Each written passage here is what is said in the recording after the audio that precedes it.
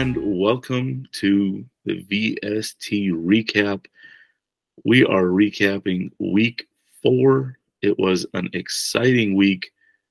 We've got a team that's 5-0. We'll touch on them in a moment. We had a couple of 5-0s, I believe. We'll touch on them. We had an exciting week of action in addition to those 5-0s. And we're just going to roll right into it. But before I do, joining us again and for the rest of this season, Kaylie Harden. Yeah, I'd like to see you try to get rid of me. Oh, we don't want to. We don't want to. And as always, you just heard the chuckle. Kenny Hodges. Hey man, what's up, everybody? Listen, we heading right down into the middle of this thing.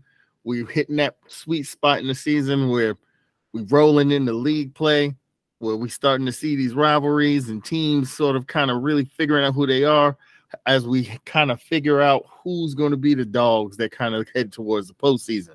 And I'm excited, man. Let's get into it. Here we go. We're going to go Valley Mission, West, and East Valley in that order. Starting off, San Fernando kicked off their league play in Valley Mission, holding Canoga to 0. Again, San Fernando 5-0. Canoga is 0-for, but this Canoga team, we said, is rebuild. And San Fernando did what you're supposed to. You win the games that are on your schedule. And it was commanding fashion, 40-0. Silmar went into Panorama, and this was one I had circled. I was really excited about. You can find the article on our website.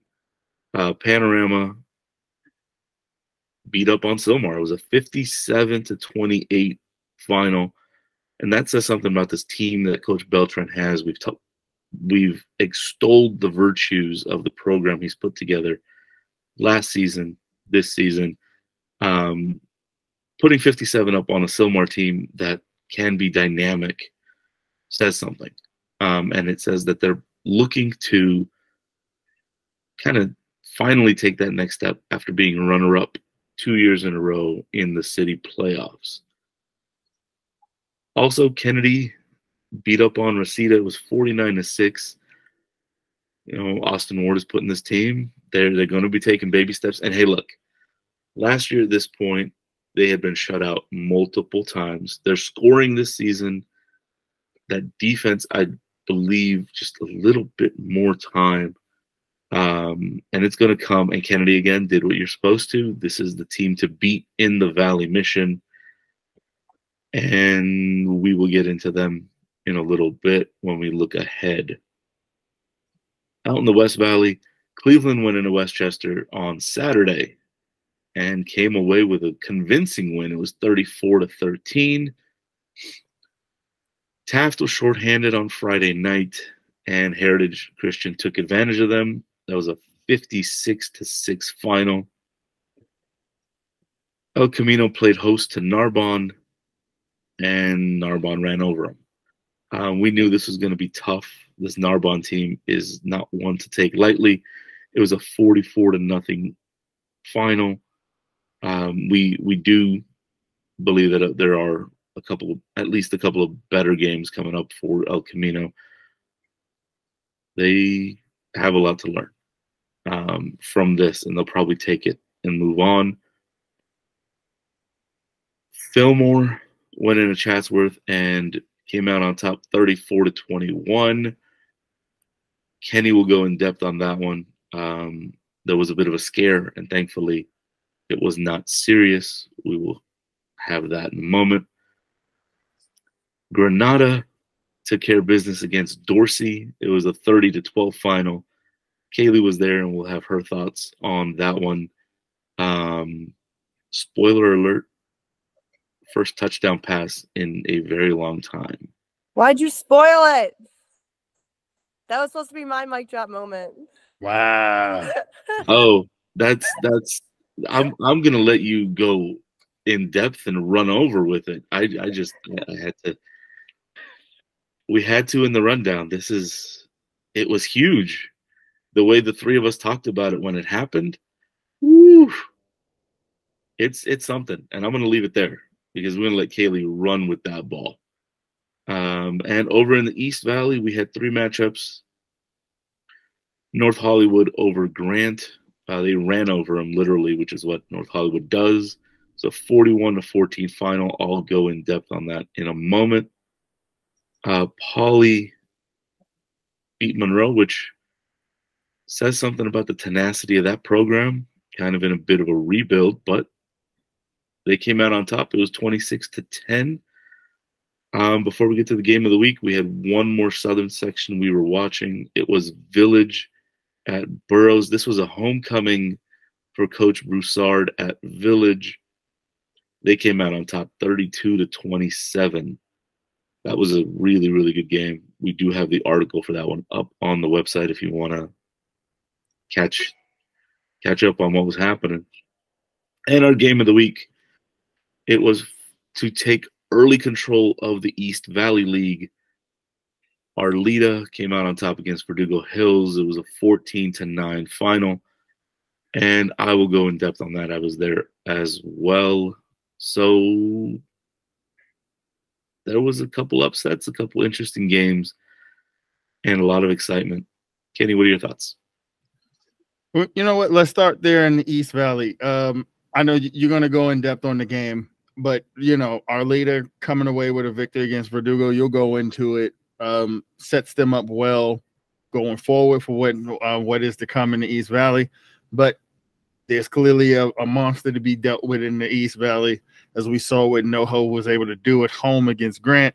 Jalen Burt had a whale of a night. We'll go further and deep, and we'll dive deeper in that as we go along. But I also want to take a moment before we move out of the East Valley to kind of give Poly their props. Darrell Daniels has it cooking. He has it going over there at Poly. We thought this would be a rebuild with some of the seniors' leadership that they lost from the year before, but clearly they're not in a rebuild. As the Rams will tell you, they're not rebuilding, they're retooling.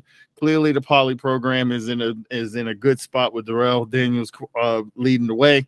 They appear to be retooling. Does it mean that they're going to be highly competitive with the top teams in the East Valley? Maybe not, but it tells you that this team is putting a product on the field. There's talent there. They have sort of retooled things. They've infused some more talent in that program, and Poly is not going to be a pushover by any stretch of the imagination, as Monroe found out this week. Moving over to the Valley Mission. What was interesting when you look at what happened in the Valley Mission with the 3 games on the schedule, Van Nuys had the week off. When you look at what Panorama did against Sylmar, when you look at the lopsided score of Kennedy or Reseda, when you look at what San Fernando did against Canoga, those 3 teams were plus 118 against their opponents, pretty much letting you know that these 3 teams are probably the cream of the crop in the Valley Mission. They are going to be tough to deal with, and it's going to be interesting to see how that sort of gauntlet plays out between those 3 teams, and we'll have a tough matchup coming up this week with 2 of the teams in that league. Moving on to the West Valley. Heritage beat up on Taft, but let's be honest, we can kind of throw that game out of the window. We understand that Taft was a bit shorthanded due to the holiday. They had a lot of guys that weren't able to play due to observance. So not saying that we would have necessarily said they would have beaten Heritage, but that game would have been far more competitive than it appeared to be, just based on what we've known when we saw Heritage play against El Camino a few weeks ago, and what we know Taft can do offensively when they're all hands on deck. We'll go in. I'm going to go more into the Chatsworth and Fillmore. That game was a little bit more competitive than the final score would suggest, but that was also because they lost one of their key pieces, and we'll talk about that more. Granada over Dorsey was an interesting one. Kaylie will give you more on that one, but I just think only thing I'll add to that is the mojo is definitely going. They started out 0-1-1. We were kind of questioning if they had lost too much with Dijon being gone, but it appears that there's plenty still in the tank with this program, and with a couple of guys who wanted their names mentioned, and they've kind of stepped up and kind of helped Granada maintain where they want to be and where they could possibly go next week. Same thing with Cleveland. Great bounce back win for the Cavs. I wrote in the Gems piece and in the power list, was a little concerned about Cleveland. It was about this time last year where they took that trip to Carson. They got beat up a little bit. Corey Hall was missing from the lineup after that. They sort of kind of spiraled a little bit, and it took them almost all the way till the postseason before they kind of got it back on track. It was great to see them come home and put a number on a tough Westchester team, kind of letting you know that the Cavs are still there to be mentioned. And, you know, we're going to talk about Birmingham and we're going to talk about Granada in the West Valley, but Cleveland was going to let you know that as long as Corey Hall and Donovan Powell are there, they're a team to be reckoned with as well. Elko, at this point, we know with the difficulties and the things they deal with in and around the program. Big Jake Shirley, we love him. We love a lot of the kids and the tough kids they have on the team, but this is a rebuilding scenario. They've got a young quarterback. They got to kind of get things figured out with him. And unfortunately, when you play against a tough team like Narbonne, one of the better teams in the city, these sort of things can happen. So it doesn't say anything. Doesn't really say anything bad about Elko. It just says that this is not they're just a little bit of ways away. But we'll check back in on Elko as the season goes along, because that quarterback's only going to get better and better the more the reps and time he gets. And what can you say about, in the southern section, what can you say about Chase Everett? We rave about this kid every week. They played a great game. And what was great about what Village did at Burroughs, playing against a tough Burroughs team, is they won that game in all three phases. They didn't just win with the arm of Chase Everett. They won with a punt return. They won with an interception return for a touchdown. And that was how they pulled it together. Something I mentioned about Village earlier this year, not being so reliant on the young quarterback, but having other pieces of that team step up to kind of help them continue to get where they want to go as they have dreams of winning the Ironwood this year. And those are my news and notes for this week. And lots of action. One thing I do want to add, before I jump into the NoHo Grant game, that Narbonne team that beat up on El Camino is on the cusp of being an open division program. Mm-hmm. They're currently number 9, which would probably put them at number 1 in D1. So yeah, this, you know, you look at the caliber of the opponent, and like I said, the things you can learn from a contest like that. And I purposely set it up like that because the things they can learn is probably the theme of the Grant season this year. There are a lot of sophomores playing at the varsity level in positions that they probably should not be playing, other than the fact that Coach Sicily at Grant doesn't have any other options. He graduated almost everybody last year.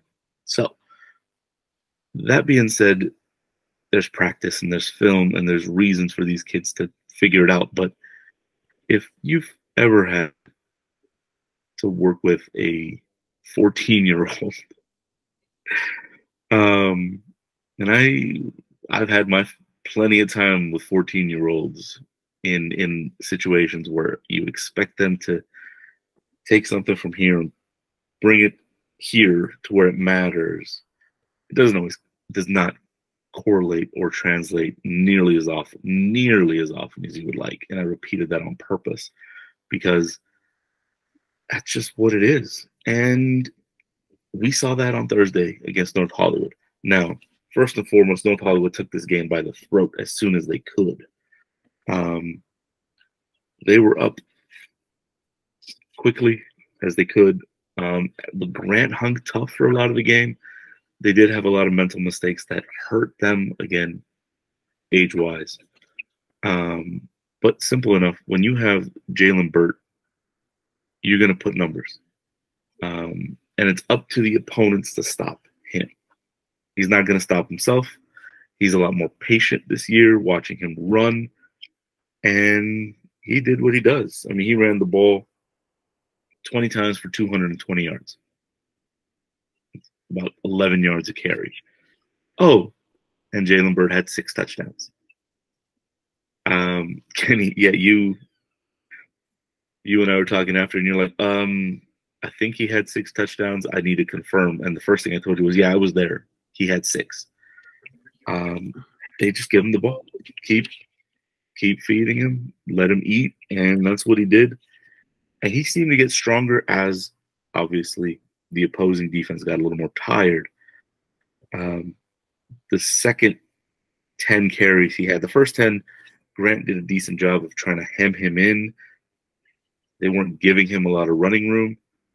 And then he just broke out in his second set of 10 carries out of the 20. First 10, he had one rush for over 15 and two others for over 10, and that was it. We know watching Jalen Burt run the ball, he is a threat to break it every time he touches it. So to keep him under 10 yards, 7 out of 10 carries says something good about your defense.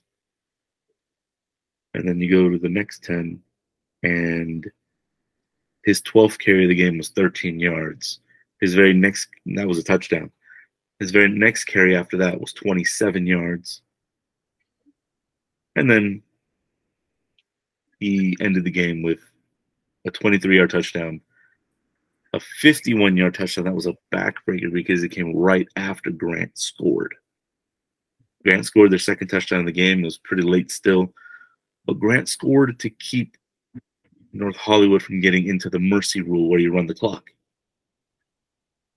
Well, first play from scrimmage after that, they tried onside. North Hollywood recovered.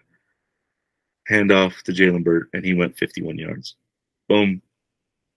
And they gave him the ball again the next time, and he broke it 28 yards. And that iced the game right there. Now, he's great, but there's a couple others on this roster definitely worth talking about. Markai Shepard is somebody they didn't have very much of last year. He would have been a third weapon, but he did really well. He had 9 carries and 77 yards. He really was like a change of pace. And if you think you're stopping Jalen, Markai can break it. He had 4 carries of over 10, and 2 of those were 17 yards and 22 yards. So you got to watch out for that monster in the backfield. And North Hollywood is a lot more varied in what they do. Markai did have a reception for 9 yards because the quarterback, Nate Arlauskis, he can throw. So watch out. And that really is the takeaway. North Hollywood took control, ran the ball, tired out a young team, got them to the point where they're making mental mistakes, and did what you're supposed to do. Came away with a big win. Yeah, and that's the thing. We talked about in the lead up in the preview of this season, talking about North Hollywood and what we needed to see from this team. And these are the sort of moments that we needed to see. We know there are tougher games coming up. We know it's going to be a battle when they see Arleta. We know it's going to be a battle when they see Verdugo. But the teams at the bottom of the league, the teams who are sort of rebuilding, those are the teams you are supposed to put a number on. Those are the sort of performances that show everyone that there is a maturity that's being built in this program, that you're ready to win and you're ready to get all the things that comes to you for how hard you work and putting yourselves in certain positions. So to see Jalen Burt go out there, like we just talked about off air, noticing that he's running with patience, noticing that he's just taking what the defense gives. He'll wait. It looks like a tiny little Le'Veon Bell out there where he'll wait for an old hole to open. And then once he gets to the second level, if he's even, he's leaving, right? And then that allows Arlauskis to be able to kind of find some creases and then work in the passing game. We know they can kind of hold their own on the defensive end. So these are the sort of performances that give you a positive feeling that North Hollywood might be able to really, really do some damage in the East and in the postseason. So it was good to see. And before I kick it out, there was one play in the first half where they had the tight end and they were like, oh, you're just going to go. You're running a streak pattern, take a step towards the sideline and go. And poor kid, alligator armed it. He went up and just, if he had reached out he was gone. He was wide open. But you know, when you don't pass the ball as much, I mean, I'm sure they practice it. They have to practice it. They're going to call it, but in game, it's different. And I mean, I feel for the kid because if he caught it, it would have been a beautiful, beautiful highlight for him, and for Arlauskis, because that was a really nice throw. But on that, I'm going to kick it back to you, Kenny. You watched a bunch of games through NFHS, and one really stood out to you. So I'm going to let you take that. Yeah, there was a lot of great action.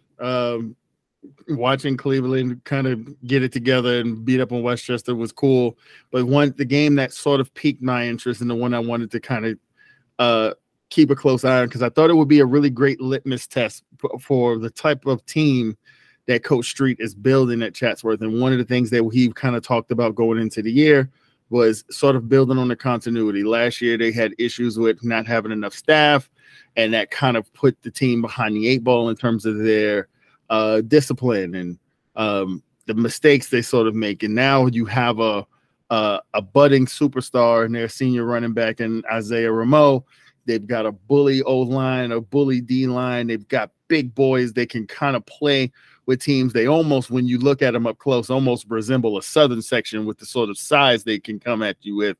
But the question for Chatsworth is, what are you going to get from the others? What are you going to get from the pieces who, not just for this year, that you need to sort of be building around Rameau and what you might be able to do in terms of trying to win a city championship, and finished in the deal that they almost finished last year.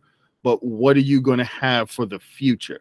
And a team like Fillmore, who is a good team, they're a good team. They're a Southern section opponent, but they don't represent. They're not a modern day. They're a good team with size that you can measure yourself against. And can you play with a team that can come at you with equal size? It's a great test for them as they get ready to head into the West Valley slate, where you know the sort of competition they're going to run into. This game was back and forth in the first half. Chatsworth got on the board first. They were moving the ball against that big Fillmore front.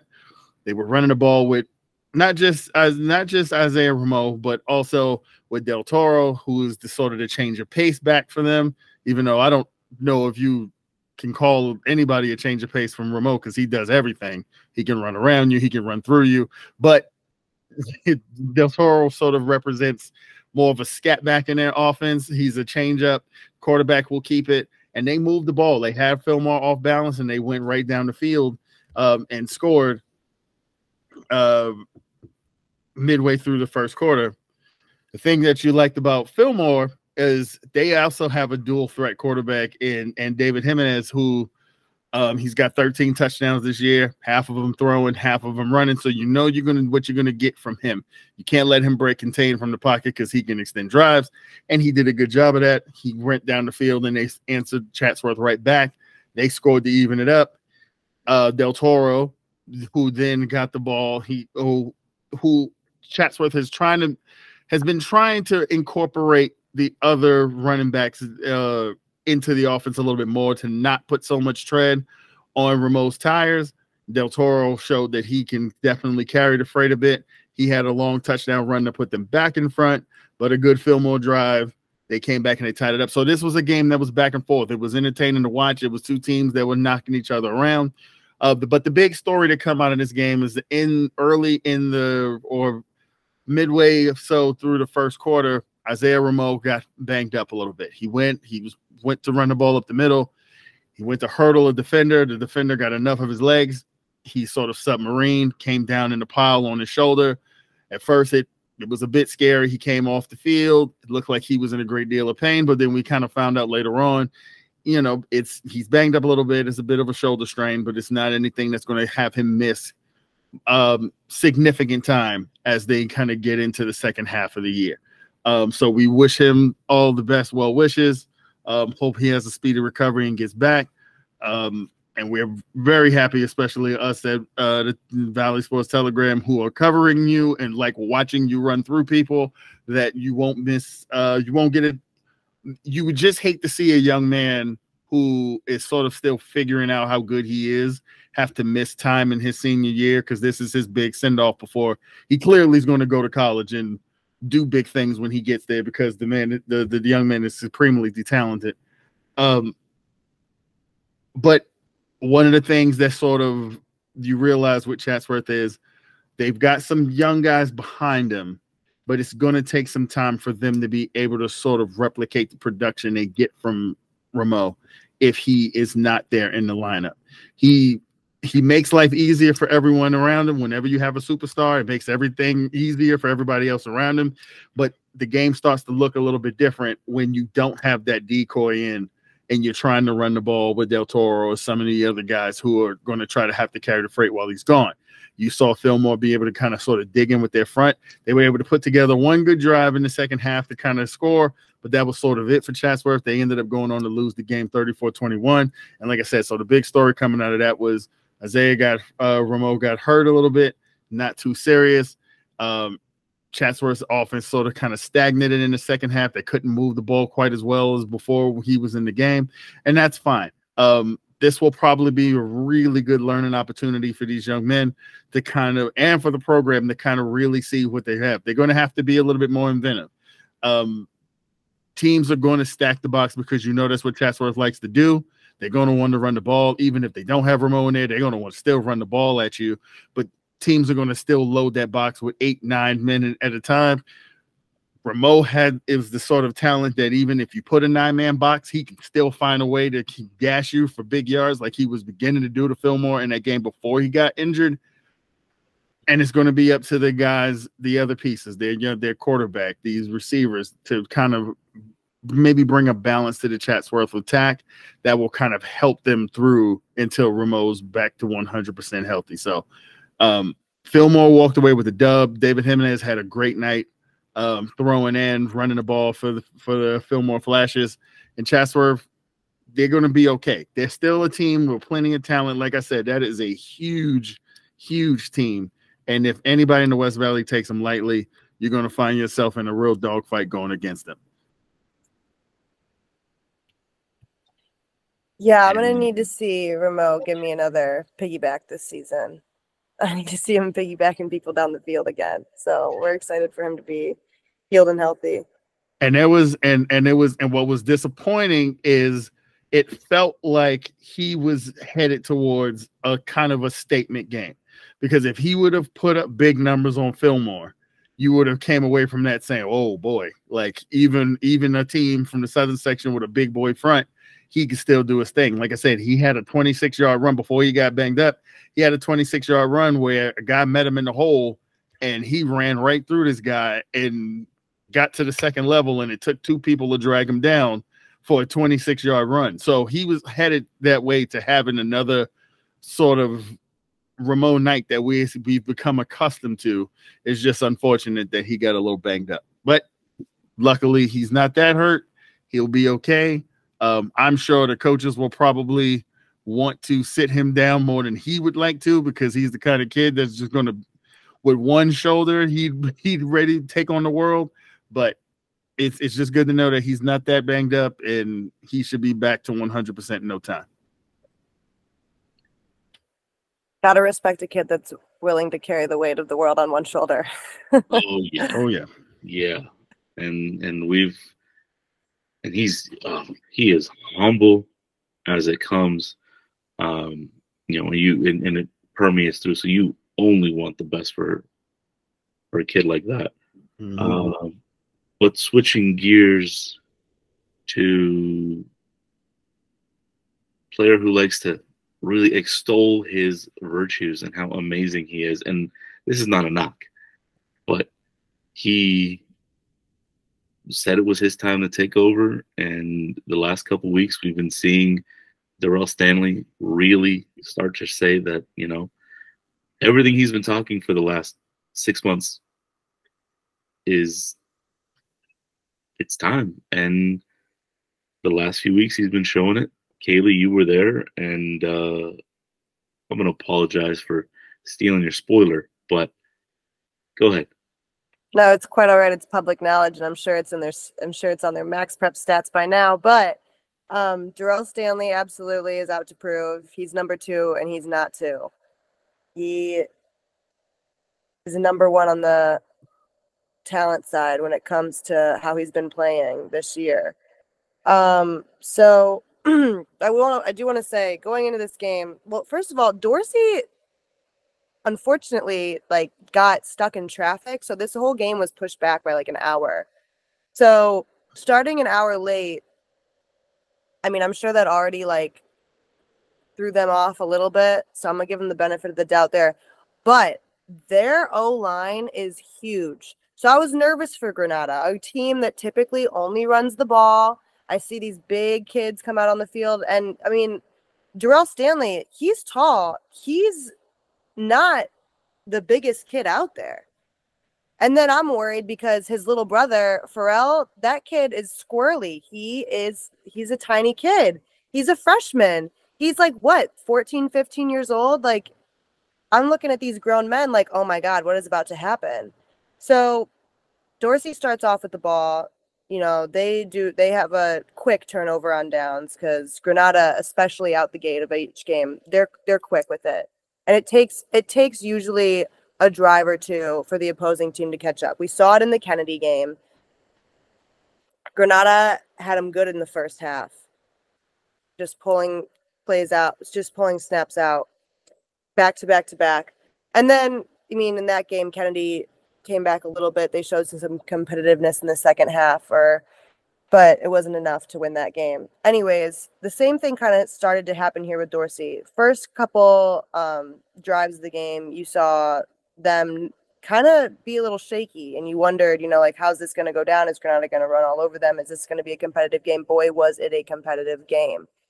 So Kanye Martin must have heard something we said last week, because he had a hell of a game this week too.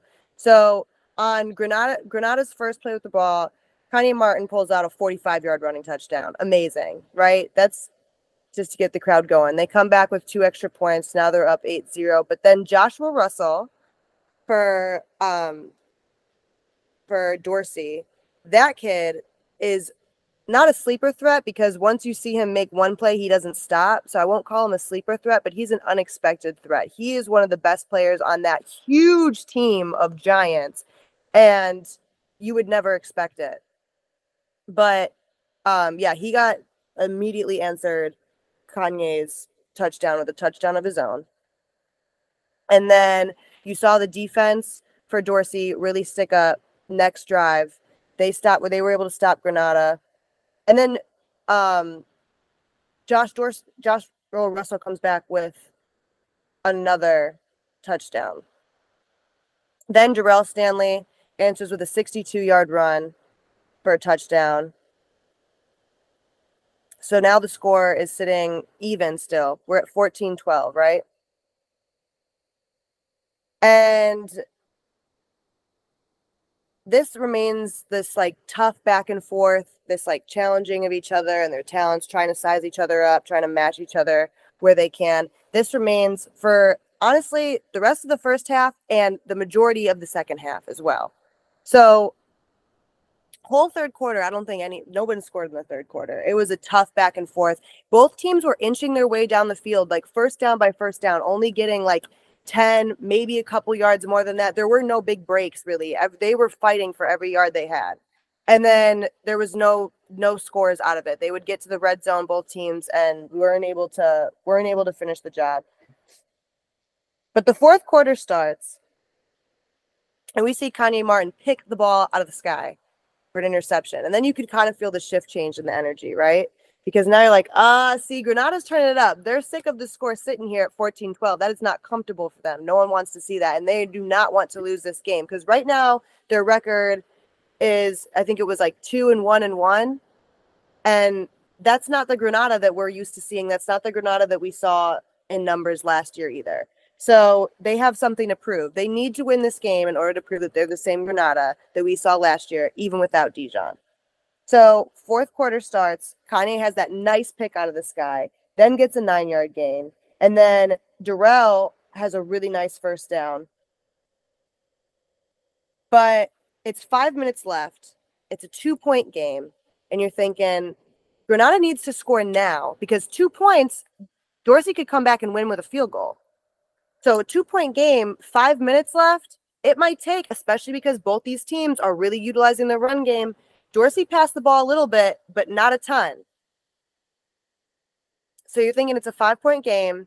If Granada doesn't score now, that gives Dorsey way too much of a comfortable time to eat the clock, inch the ball back down the field, and then get a field goal. At best case scenario. Worst case, they get down the field and get a touchdown. Then Granada either way is going to have to score again. So it's fourth down, and you're thinking, what are they about to do? Because I've never seen Granada pass the ball. And usually, after watching them this much, I can predict, what the next play is about to be. And I'm at a loss right now. I'm like, what is about to happen? Even I'm uncomfortable. I'm shaky. And Granada pulls out the biggest trick play anyone could expect. They pass the ball in for a touchdown to number 25, Peter, and I don't know his last name, but 25 for Granada. And then a 2-point conversion by Darrell Stanley. So that gives them the comfortable lead that they needed. And the Dorsey Dons get the ball back. You're like, okay, well, even if they score now, they don't have that much time left to get the ball all the way down the field. So luckily for Granada, they're able to recover a very, very critically timed fumble. At this point, there's only 1 minute and 34 left in the game. Still, they're able to do what Granada does best, give us our run show that we all come for. Darrell Stanley got another another touchdown to secure that game. And the game ended at 30-12. Granada on top. I want to mention, though, at this point, it's 10:30 at night. I don't know the last time we saw a high school football game go this late. So the anticipation throughout this whole game, even before the game started, because we're just anticipating kickoff at this point, it was high the whole game. The energy was high. The energy was good. We all were on the edge of our seat, which, last year we saw a lot of, even in the postseason, we were seeing blowout games by Granada. So to see them be able to be this tenacious and be able to show this much grit, like, it's not easy for them anymore. That's shown. It has not been as easy as it was for them last year, but still they have been victorious. They have fought through it, and they have proven, I think, to everyone that they got this regardless. Yeah, and I love that for them. So, Mm-hmm. But I want to give some more shout outs.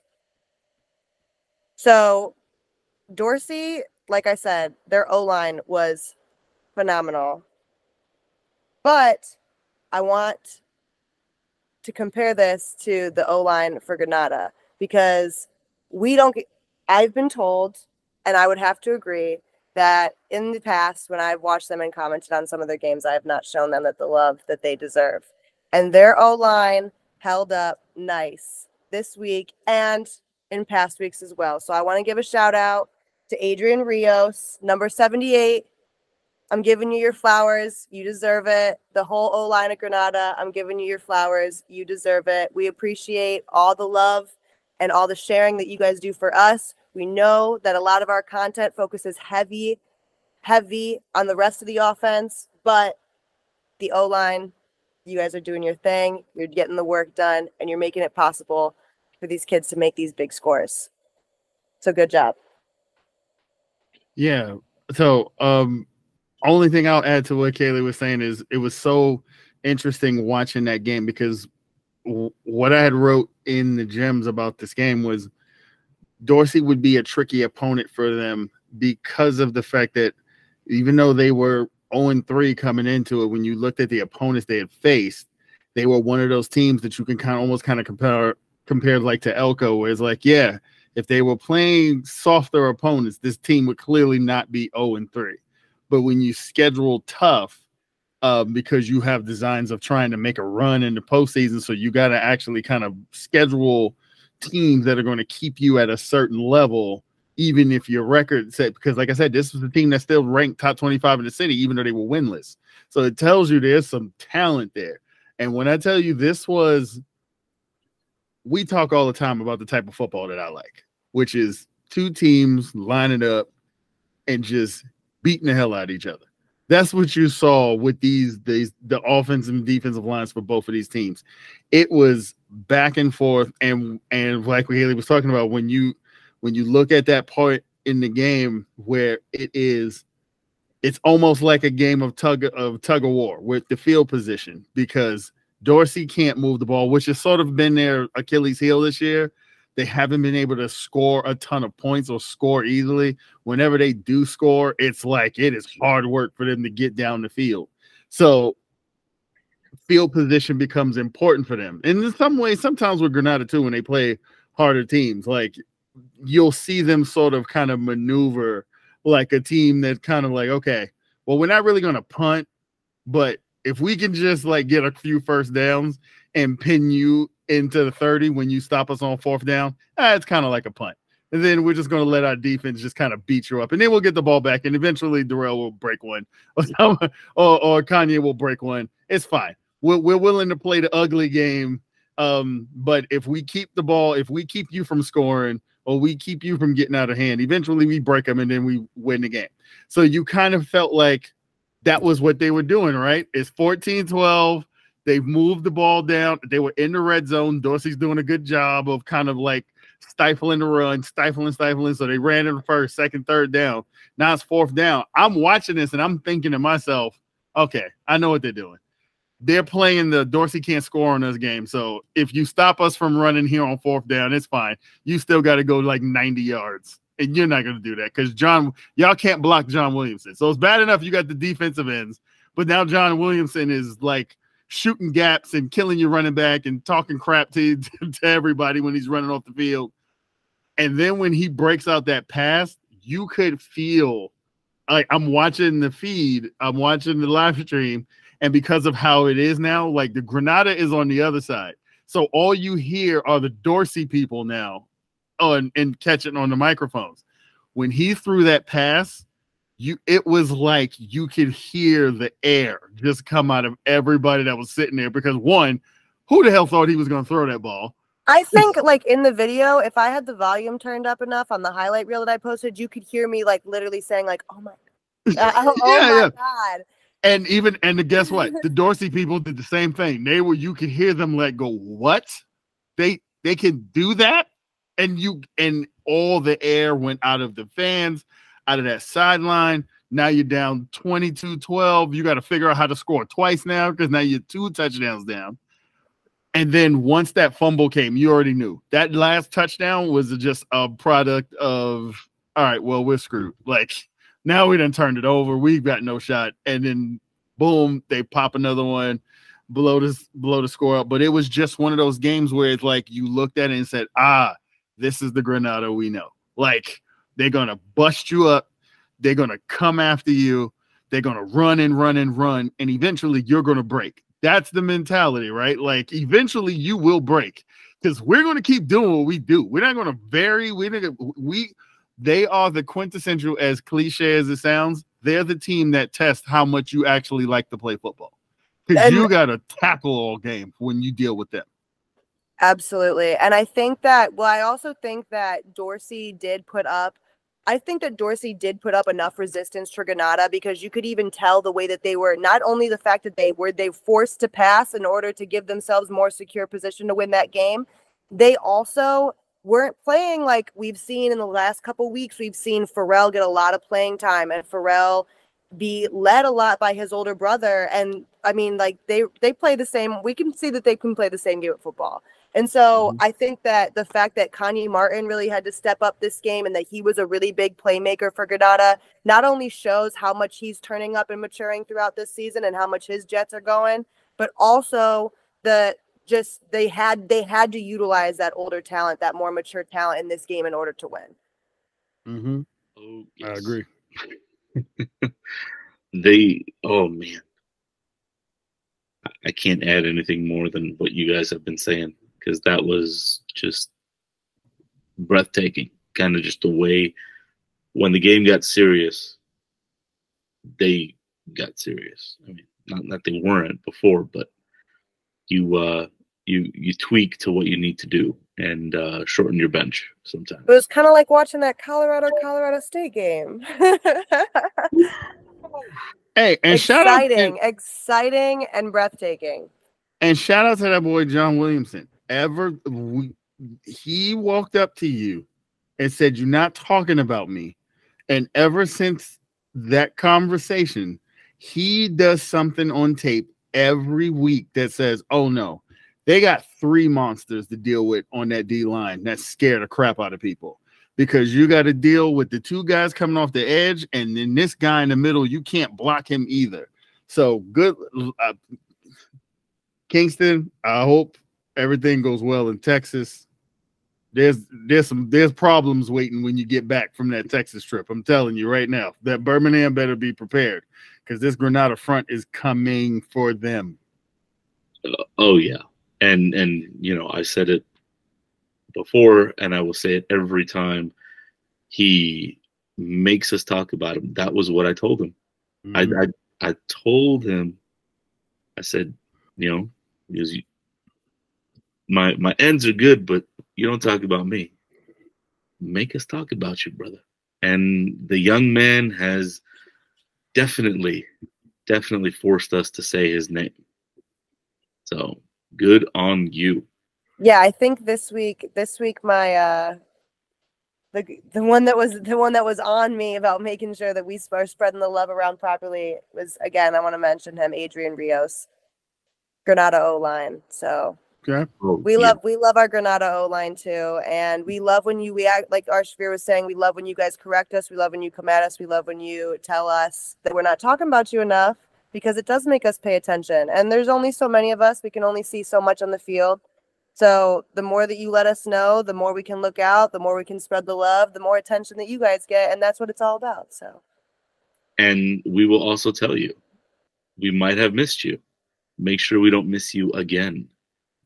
And every week, that's what we're trying to do. We're trying to find those of you who are not being talked about, and if we miss you, let us know. Do not hesitate. And on that, I will jump into our game of the week.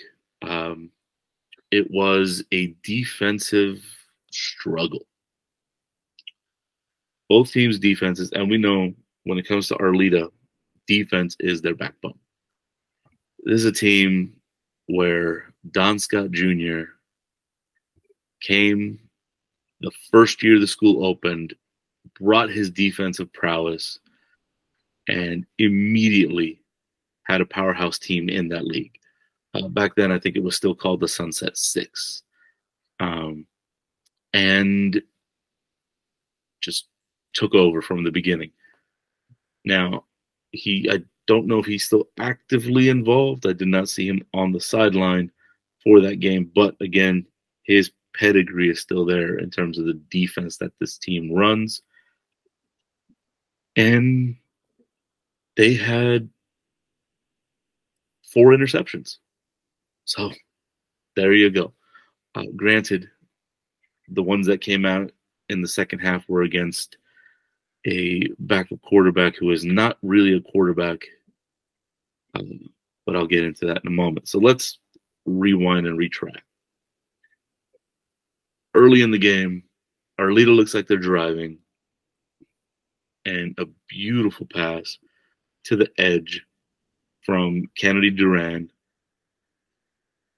Receiver has the edge, but doesn't take care of the ball, thinks he can stretch over the goal line, loses it, because the Verdugo defender was right there, chops at it, ball comes out, Verdugo Hills recovers, and off they go.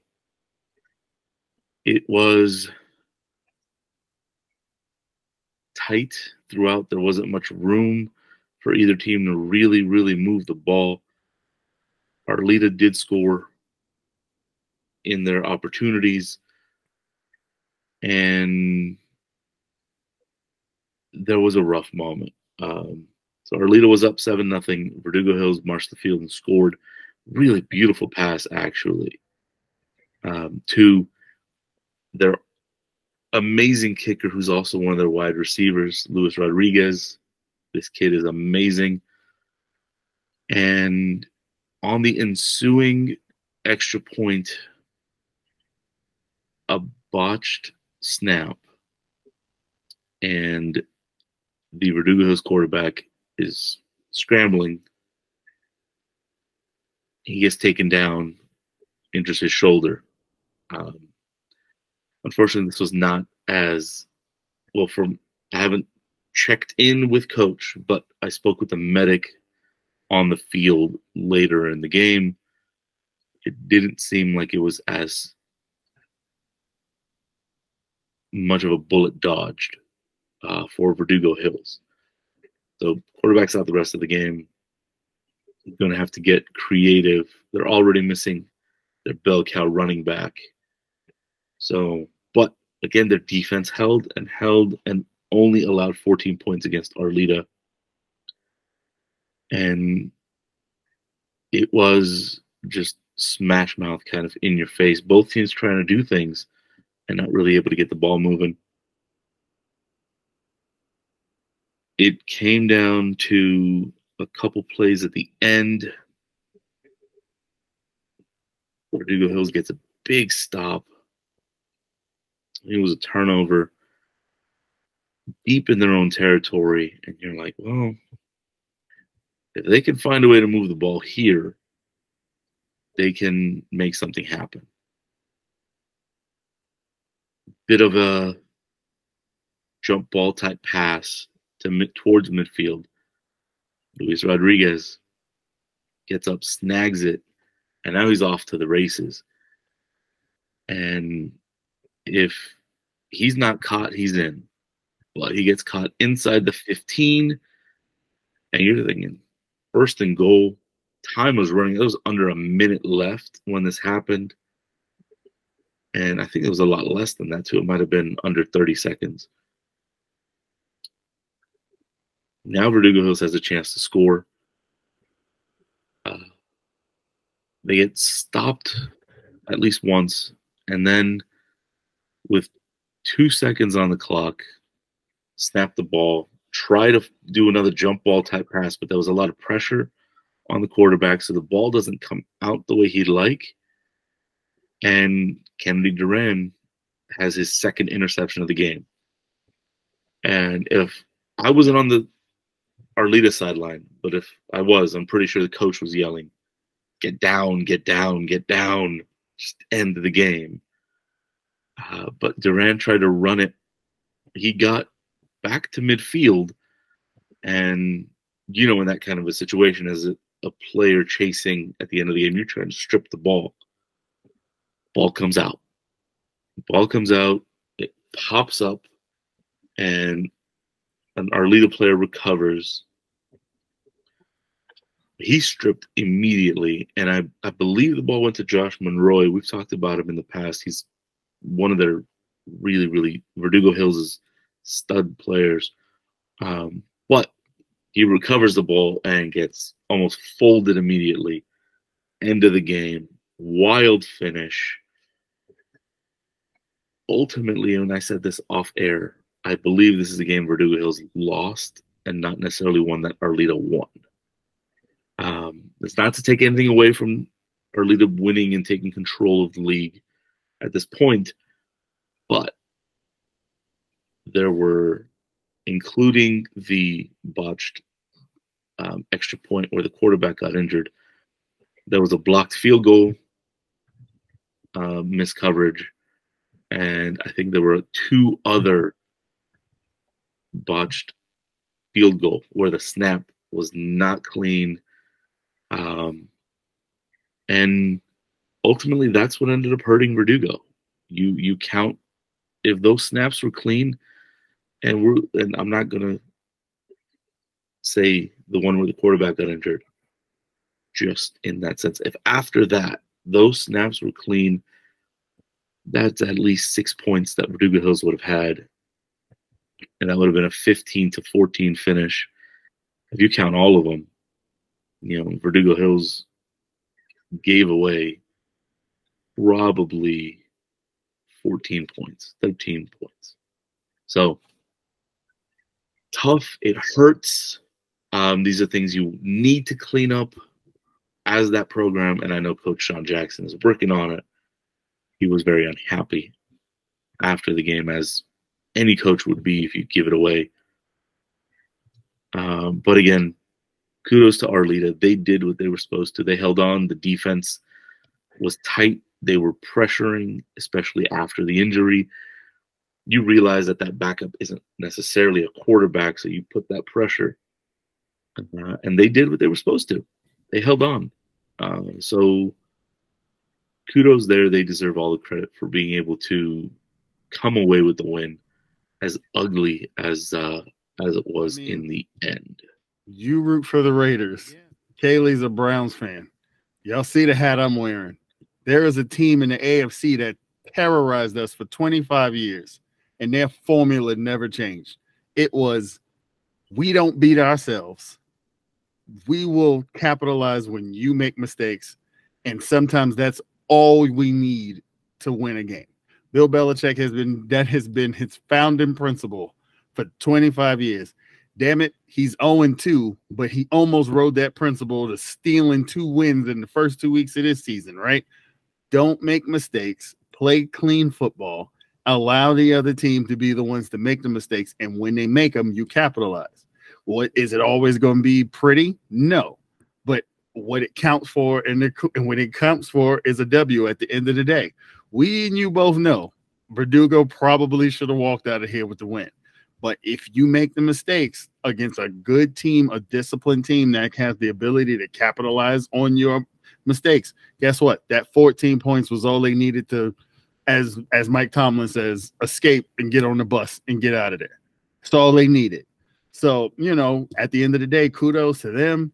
I'm sure Jackson will go back and sort of look at the missed opportunities and say, dang, we let one slip.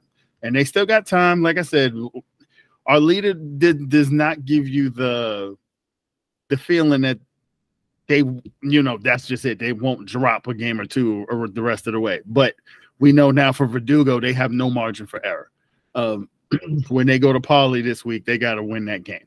So it kind of puts them in a position where they have to be sparkling the rest of the way. And this is going to be interesting to see how it all plays out. But congratulations to our leader for going on the road and getting a tough win. It's never easy to win on the road when you're playing in league. So when you get them, you take them, you get on the bus, you get the hell out of Dodge. That's exactly what you do. So I won't drag anymore on that. And I will jump into our Player of the Week honorable mentions. It's a simple one for me. So I know Kaylie's name dropped a few people that deserve mention. But do we have anybody from either of you that we would call an honorable mention for week 4? I would put Kanye Martin as a honorable mention just because I think between this week and last week, he showed a lot of maturity, a lot of improvement. He really tightened things up, and he was a real asset for Granada in this game. I don't think that they could have won as comfortably. They may have been able to squeak out a win, but I think that they really needed him, and he showed them how much they need him. For me, this week. For honorable mention, there are a couple names I want to throw in there. And they're both from Cleveland. That big win at home against Westchester. Corey Hall doing, as we say, Corey Hall things. Had a couple of spectacular catches. Go look at his Instagram. He told you he gets up. The young man indeed does get up. And also his running mate, Donovan Powell, averaged 20 yards a touch in that game against Westchester. that's going to make them so dangerous as they sort of barrel into West Valley play in the next couple of weeks. And those are the two honorable mentions that I have. Corey Hall, Donovan Powell had big games and a big bounce back win at home for Cleveland. And even though he was a key cog in the win for Granada, I'm going to say Darrell Stanley does deserve to be in the honorable mentions part of what we're doing. And the only reason I didn't put him as a candidate for player of the week, not to take away again from his performance, he does get that honorable mention. We had a young man go out and find the end zone 6 times, and that was Jalen Burt. Jalen Burt gets the VST player of the week.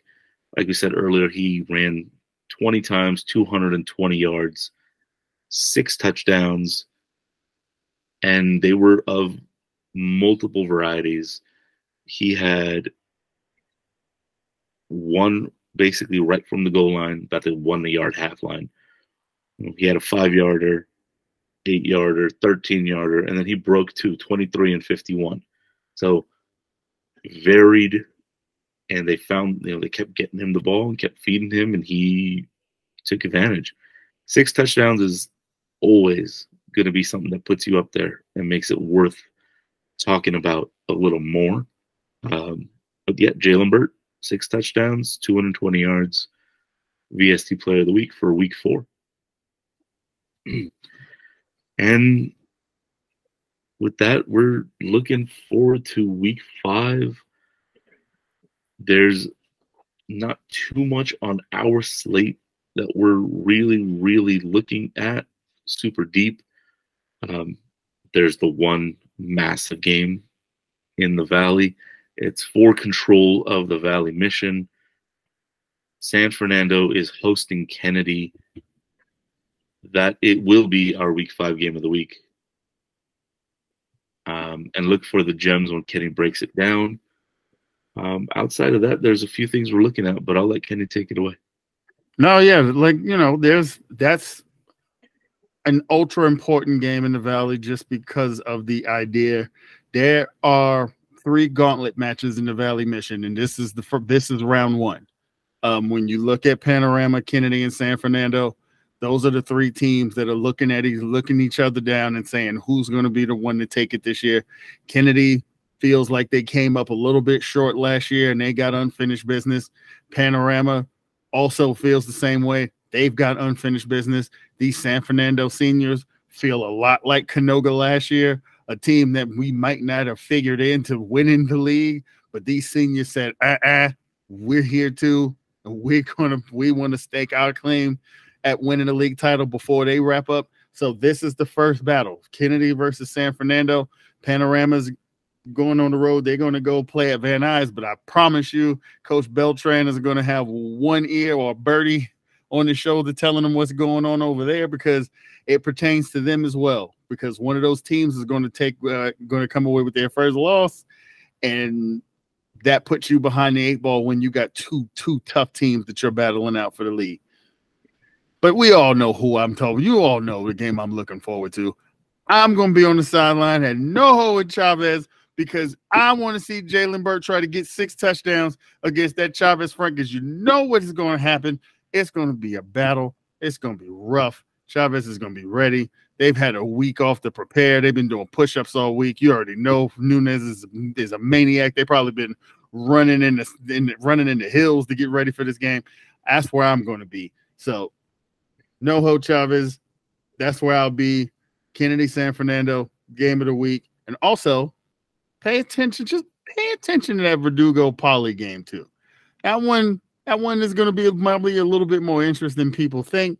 This Poly team can't wait to get eyes on them personally, because I have a feeling there's something cooking there. I'm not saying they're going to win the league, but that they feel like a team that might be in a position to kind of wreck some things in the East Valley. So that's another one to pay attention to. But overall, we got not a light slate, but some interesting things to look forward to. And yeah, keep your eyes out for the gems, because Kenny will break down all the games we're keeping a close eye on for the week. it's exciting. I mean, I'll throw out Reseda Silmar. You know, Silmar started out strong. They really had our attention. I mean, not that they didn't, but they really had us looking at them like, okay, can this be the fourth team in contention for that Valley mission? It's not to say that they can't find a way to sneak something out and be a spoiler, but watch out when you play Reseda, because Reseda's not going to give up. They're going to fight for every inch, every second of that game. Austin Ward has battlers on that roster, and that'll be interesting. So, but again, look out for the gems. Kenny will have it in either later today or tomorrow. If you're watching this on Wednesday, it's coming, and we are watching. So again, I'm going to reiterate what we said earlier. If we don't talk about you, and we haven't noticed you, and you're doing some amazing things, oh, tell us. I beg you to tell us. Please pull us over, pull me over, you know, and tell us. You know, Jonathan did, and he was like, hey, you don't talk about me. Okay. And we can't miss him now. It's not to say that, you know, he wasn't doing it before, but now he's definitely on our radar. And there's definitely going to be people, players out there. Pull us over. Tell us, hey, you know, keep an eye on this guy. Keep an eye on that kid. Keep an eye on me. And we will. Because that's what we do. We're all about building you guys up, building these kids up, showing love. Because we love what we do. And it's all about spreading that love. So if you like what you're watching, hit the like button, hit the subscribe so you know when these come out. We're doing it all season, and we're growing. So come along for the ride. Smash that subscribe button, as the YouTubers say. And don't be afraid to hit, and don't be afraid to tap that bell notifications, because if you tap that bell for notifications, as soon as these goes live, you will know, you will be able to listen to it right away. And again, the last thing I'll say before we sign off, man, get y'all asses out there to these stadiums and watch these teams. If y'all haven't figured it out, we out here every week because we're trying to tell y'all there's talent, there's action, there's good coaching, there's a lot. These games are live, man. These teams, there are so many great games to go watch. There's so many teams that these kids deserve your support. So thank you for supporting us. Make sure y'all support these kids, man. Like Kenny just said, if you're watching this and you like football, get your butts to the stadium and support those kids, you know, and let them know you're there. Be loud in a good way. Be loud and cheer them on and keep it positive. Keep showing the love, and we will see you all next week. Peace. Bye.